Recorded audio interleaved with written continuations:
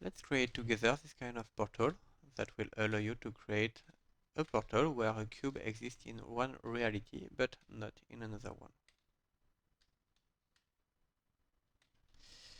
To create this effect, you will have to download the asset that is in the description of the video, the paid asset. In this asset, you have a blueprint folder where you can find the BP MagicWindow. It's a portal. You will need to reorient the rotation of the portal because you need the arrow to be pointing to the object you want to see through the portal. I can resize it, and now I will add three objects. I will add a cube, I will add a sphere, and I will add a wall.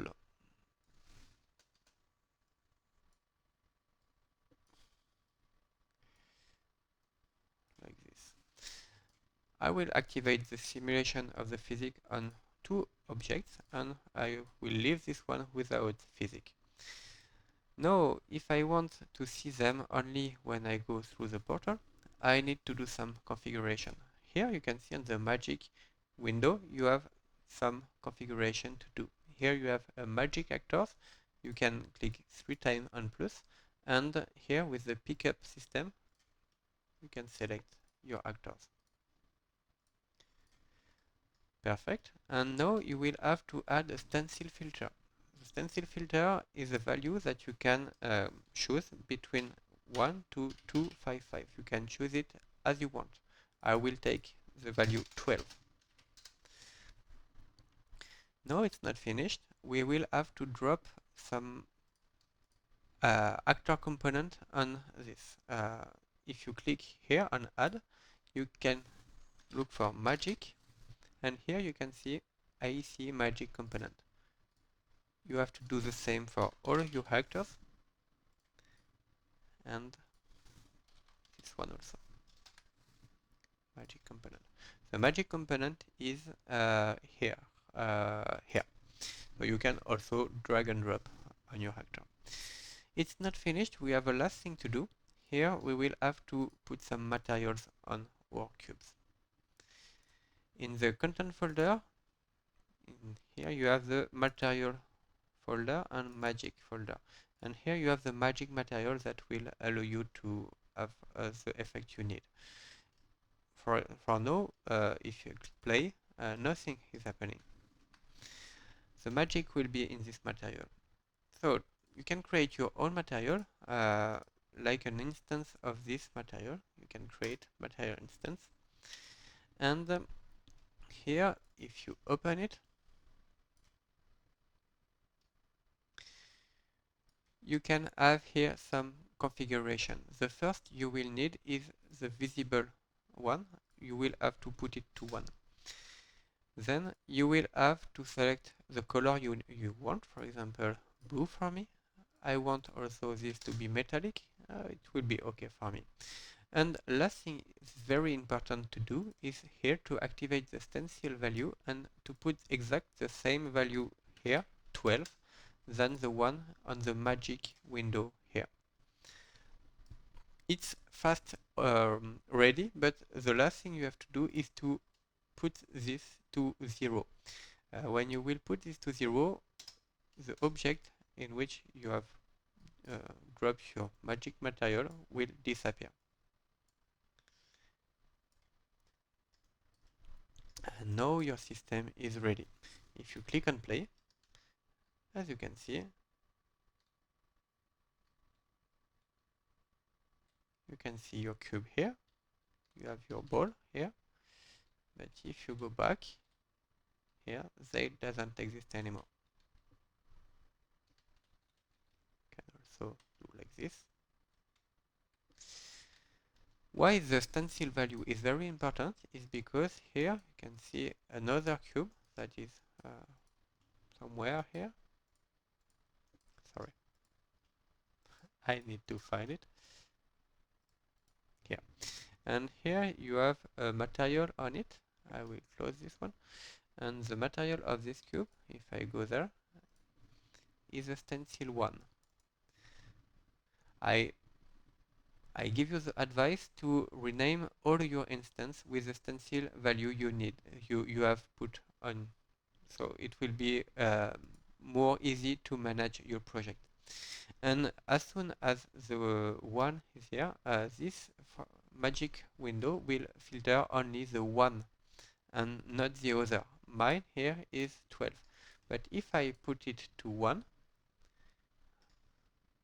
here, if I remove the stencil filter 12 and put it to 1, you can see that I can see the cube here. If I put 2, I can't see anything because we don't have any materials with 2. And with this system, you can have, for example, the system we have here, where you can see many reality in the same, because here, if you go there, you have a stencil filter on 1, and here on 2, and here on 3. And if you go on the cone here, you can see the material here is a stencil of 3.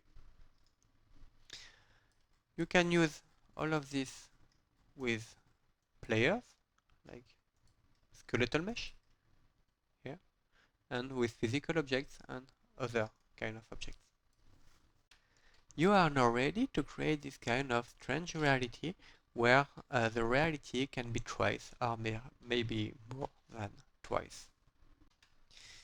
But please keep in mind that manipulate stencil, custom stencil, and manipulate translucent material like the one we need to create non-Euclidean systems bring some constraints. The first constraint is that you will have to go in your project settings and to go in stencil and to activate the enable with stencil in the custom dev stencil path. The second thing you have to know about stencil and transition material is that it will bring something like this. And this is curious, not desirable, but it's logic. And I will explain how to fix this kind of problems. Here, what you can see is a small bug. It's not really a bug, it's just the render that is computed like this by Unreal. Why it is like this? It's because here you have a material with a stencil of 1. And if you go through there, here you have a filter that is a stencil filter 1. And you have to know that stencil are not built to be manipulated by the game developer. The stencil is something that help Unreal to compute the depth in the render of your scene. So if you manipulate the stencil, for example, for this one, for this object, the depth will be false for Unreal, and you can have this kind of problem. So a way to fix it is to use some filters. Here, for example, you can see in my scene, if I go there, that I use a very big filter. We can't see it in the scene because I have hidden the borders, not the filter, but the borders only, and it prevents me to see some other things that have a stencil of 1 here. And what is this exactly? It's just a magic window that you can find here, but with a specific value of 255. Like this, I have a big filter and it allows me not to see something strange here. So we can do exactly the same. Here I can just copy this actor and paste this actor. I can rotate it to like this and put it here. I have put the collision here to no collision. If you go there, no collision, no blocking collision. Also, you will have to do this for the borders. So select all the borders and select no collision.